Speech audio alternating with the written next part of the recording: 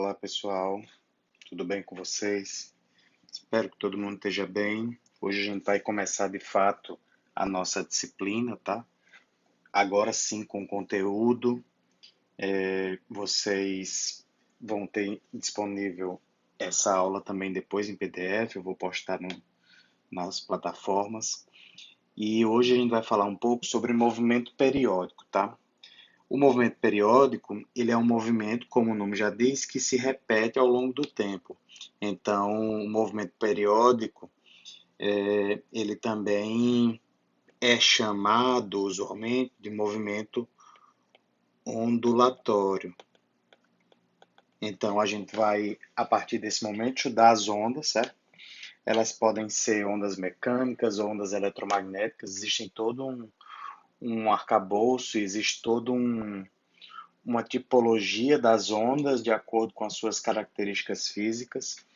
A gente vai começar esse estudo aqui ao longo de um curso de física de 4 semestres. Vocês vão ver todos os tipos de ondas. Aqui, em geral, nesse semestre, a gente vai ver as ondas mecânicas, tá?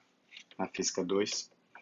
E a gente vai começar falando um pouco sobre as causas da oscilação, esses movimentos periódicos ou ondulatórios, eles podem também ser chamados de oscilações, certo? Então, o que é um sistema que oscila?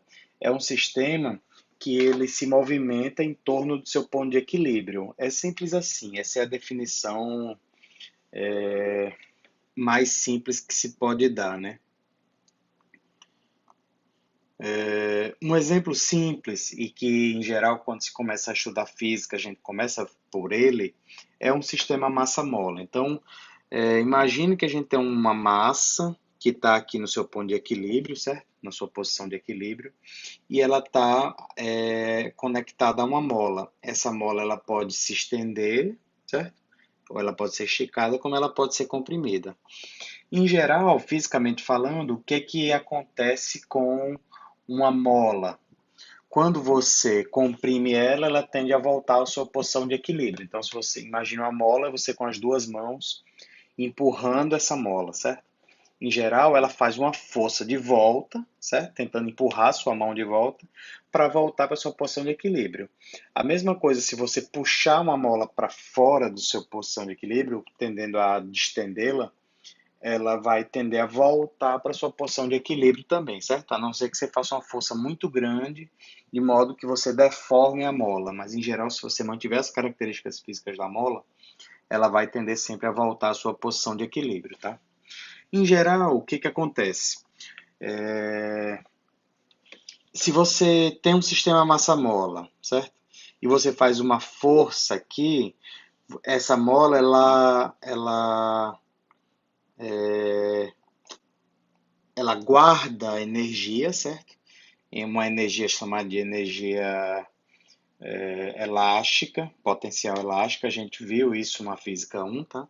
E quando você solta, esse corpo começa a se movimentar. Em geral, ele não para na sua posição de equilíbrio, certo? Então imagine essa mola, não faz sentido achar que quando você comprimir essa mola para uma posição x', certo? Quando você soltar, ela não vai voltar só para a posição x0.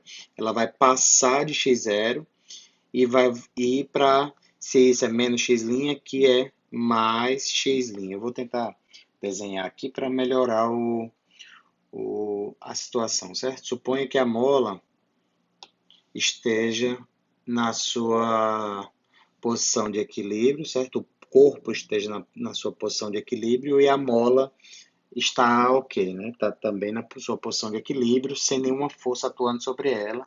Nesse caso, o resultante de forças é igual a zero. Ora, se eu trago a mola para uma posição, o corpo, né, para uma posição aqui menos x', se isso aqui é x, quando eu soltar, se esse sistema aqui for sem atrito, certo? Sem atrito, lembre que isso aqui tem uma mola, certo? Tem sempre uma mola associada a esse sistema, tá? E essa mola ela vai ser comprimida de acordo com a força que você fizer. Então, quando eu comprimir a minha mola para essa posição menos x', quando eu soltar, ela não vai tender a voltar só para x, ela vai passar de x até adquirir uma certa posição mais x', certo? Em geral, se isso é sem atrito, mais x' igual a menos o módulo, né? O módulo de mais x' é igual ao módulo de menos x', certo? Ou seja, ela caminha essa mesma distância aqui, ΔX, para cá também, certo? ΔX. A gente sabe que no dia a dia, essas coisas sem atrito, elas são sempre complicadas, mas para cá, vamos considerar que a gente tem um sistema sem atrito, tá? Para entender a questão. Então, em geral, a gente tem associado a esse sistema, e é isso que está mostrando nesses slides aqui, tá? Por isso que eu estou passando. Mas aí vocês podem olhar, é o diagrama de forças em cada sistema desse, quando ele está comprimido para um lado, quando ele está comprimido para o outro e quando ele está na posição de equilíbrio, tá? Nesse sistema massa-mola, nós podemos tirar algumas grandezas fundamentais. A primeira delas é a amplitude. Então, a amplitude seria aquele ΔX, tá? É o deslocamento máximo, certo? O módulo máximo do deslocamento a partir da posição de equilíbrio. Então, essa amplitude do movimento seria esse ΔX aqui, tá? Esse ΔX é o quanto que a minha mola saiu da posição de equilíbrio, o quanto máximo, tá? Essa é a amplitude do meu movimento. Pois bem, o período, ele é o tempo correspondente para um ciclo completo. Então, suponha que o corpo, ele saiu de x0, certo? Foi para mais x', foi para menos x', ou vice-versa, dependendo de se você foi para mais ou para menos antes. E então ele foi até aqui, voltou até aqui e chegou até aqui de volta, certo? Então, o tempo que ele dá um ciclo completo, vai num lado e vai no outro e volta para a posição de equilíbrio, é o que a gente chama de período. O período é o tempo que ele faz um ciclo completo, que ele chega na sua posição de origem, tá? E a frequência é o número de ciclos que há em um determinado tempo. Então, a frequência a gente vê bastante, por exemplo, no funcionamento dos veículos. Em geral, quando você liga um veículo, ele fica ali com uma rotação por minuto, né? O número de rotações por minuto. É o número de ciclos que o motor faz internamente em um minuto. Então, em geral, você tem ali 1000 RPMs ou 1000 rotações por minuto, 3000, 5000, etc. rotações por minuto. É o número de ciclos ou de rotações que esse motor faz em um minuto, certo? Então, a gente tem também, para fechar o assunto dessa primeira aula, algumas relações básicas entre essas grandezas que a gente viu, tá? A primeira é que, ora, se a frequência é o número de ciclos por unidade de tempo, ora, se um ciclo, qual é o tempo de um ciclo? O tempo de um ciclo é o período, certo? É o tempo que ele faz o movimento completo e retorna até a sua posição de equilíbrio. Então, a frequência é 1 sobre período e, consequentemente, o período é 1 sobre a frequência, certo? Aqui, a unidade de período é segundo, né? E a unidade 1 sobre segundo é o Hertz, certo? Então, é uma unidade nova para muitos de vocês aí. Aqui, a unidade de amplitude é metros, certo? Porque é um deslocamento. Já a frequência angular é o ângulo que o determinado movimento periódico percorre por unidade de tempo, tá? Então, nesse caso, a gente tem a relação entre frequência angular e período e frequência.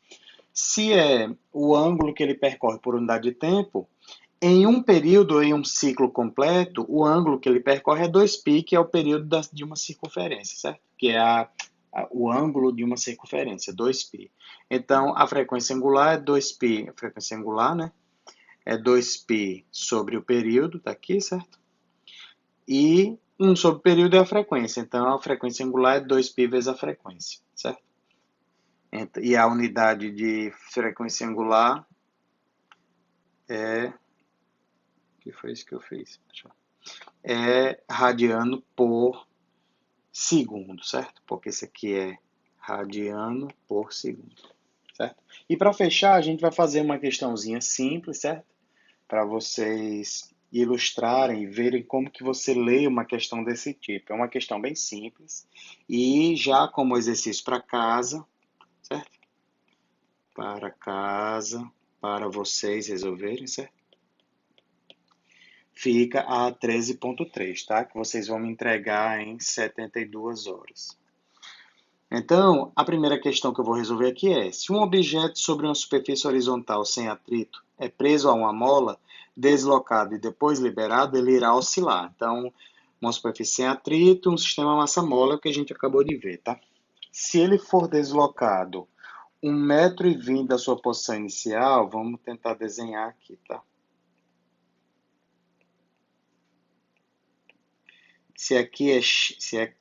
Vou até fazer aqui embaixo para melhorar. É x0, ele foi deslocado da sua posição inicial, certo?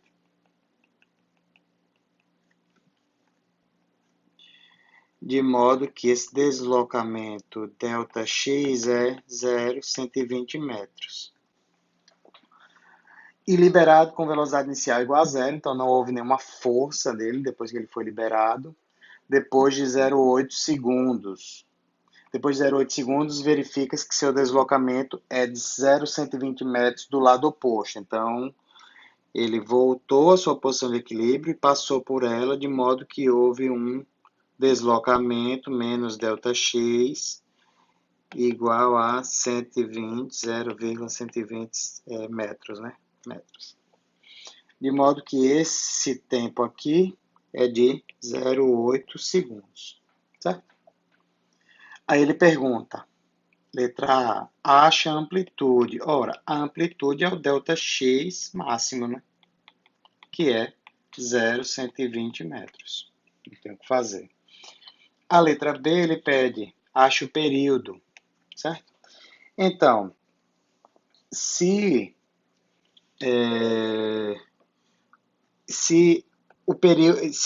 para ir daqui para cá ele gastou 0,8 segundos, o período é 2 vezes ΔT, certo? Porque ele tem que vir daqui para cá e voltar para cá, certo? Então, o período é 2 vezes ΔT, que vai ser 1,6 segundos, certo? Já a letra C pede a frequência. Então, a frequência é 1 sobre o período, que é 1 sobre 1,6, que é 0,625 Hz, certo? Então, eu acho que dá para entender. Essa questão é uma questão bem parecida e fica para vocês resolverem, tá? E me enviarem. Eu acho que essa aula é isso. E aí, na próxima aula, a gente vai falar sobre movimento harmônico simples, tá bom? Então, tudo de bom para vocês, bons estudos.